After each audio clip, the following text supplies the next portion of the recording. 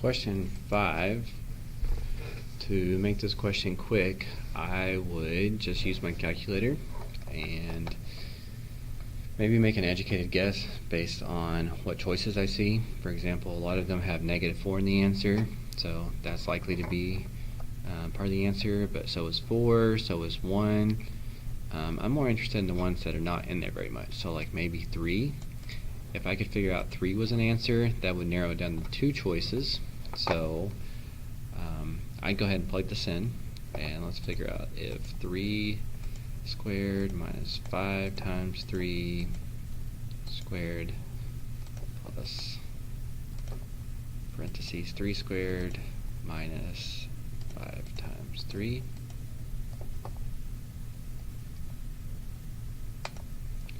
Okay, we want that to equal 12. So it doesn't equal 12.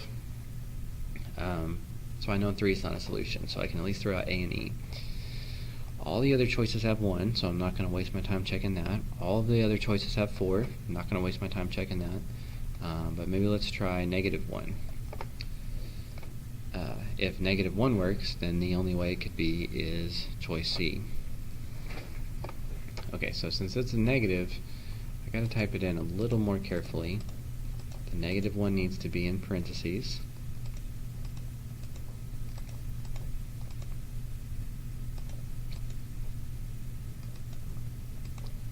I'm also not crazy about how this looks, so after this, let me show you a little calculator trick. Okay, so if -1 is an answer, that should equal 12.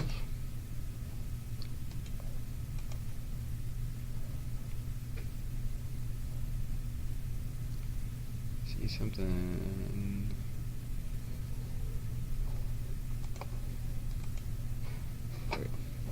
Had one too many parentheses. Okay, so it doesn't equal 12, so I know that's not an answer either. Alright, but here's a trick to make this look a lot nicer than that. In fact, I can make it look almost exactly like this question. If you practice using the store button, I could have said 3 store, puts in a little arrow, and you can store that in for any one of these letters. I usually just do X because it's easy, but for this question, since it says M, you can actually do alpha, and then right here in green, you can do M. So now when I type in M in my calculator, it understands I want that to be 3. So why that's a little bit nicer is because you can see how messy this was with all the parentheses. Oh wait, I'm not checking 3, I'm checking -1. So -1 is what I think M is. So then I can type it in exactly like it looks.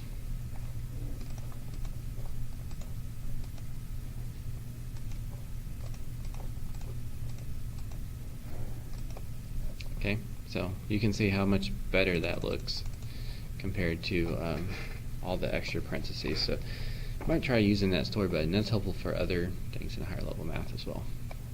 So 3's not it, 1's not it. So it's got to be choice B or D at this point. So D has some extra stuff and that B does not have. So I guess I would probably check one of those. Now again, I didn't think this far ahead here, but this is a great example of where you want to store this, because I certainly don't want to type in 5 plus the square root of 37 over 2 here and here and here and here. At that point, it might just be quicker algebraically to solve it, unless you store it. So type it in well one time, parentheses around the numerator,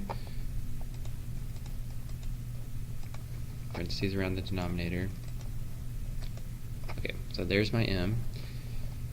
Now I can type that in, or if you hit second enter a couple times, you can just pull it back up where I typed it in before, and sure enough, that equals 12. So I know 5 plus the square root of 37 over 2 is one of the solutions. So that's the only one with that solution. That would be enough for you to know that that has to be the answer.